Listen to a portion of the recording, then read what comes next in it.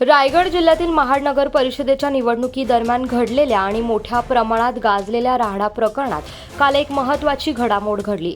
या प्रकरणातील मुख्य आरोपींपैकी एक असलेले विकास गोगावले यांच्यासह एकूण 7 आरोपी अखेर काल महाड पोलीस ठाण्यात हजर झाले। या प्रकरणात आरोपींना अटक न झाल्याबाबत मुंबई उच्च न्यायालयाने राज्य सरकारवर तीव्र शब्दात नाराजी व्यक्त केली होती।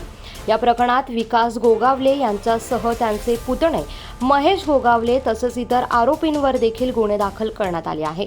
महाड नगर परिषदेच्या मतदान प्रक्रियेदरम्यान शिवसेना शिंदे गट आणि राष्ट्रवादी काँग्रेस अजित पवार गटाच्या कार्यकर्त्यांमध्ये जोरदार हाणामारी झाली होती।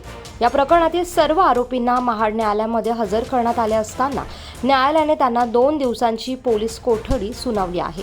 या संपूर्ण प्रकरणाचा पुढील तपास महाड शहर पोलीस करत आहे। महाड नगरपालिकेची 2 डिसेंबरला जी निवडणूक होती, मतदान होतं, त्या मतदानाच्या दिवशी दोन्ही गटांमध्ये मारामारी झालेली होती। एकमेकांविरुद्ध परस्परांविरुद्ध तक्रारी दिलेल्या होत्या। त्या तक्रारीवरून महाड शहर पोलीस स्टेशनला 2 गुन्हे दाखल झालेले होते।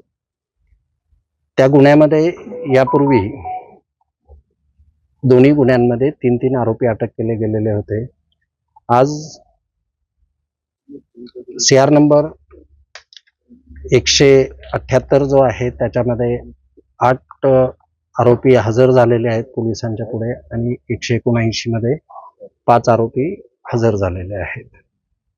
त्यांची अटकेची पुढची प्रक्रिया पार पाडण्यात आलेली आहे आणि त्यानंतर त्यांना माननीय न्यायालयासमोर हजर करण्यात। आज दोन्ही साईडचे आरोपी हजर केले।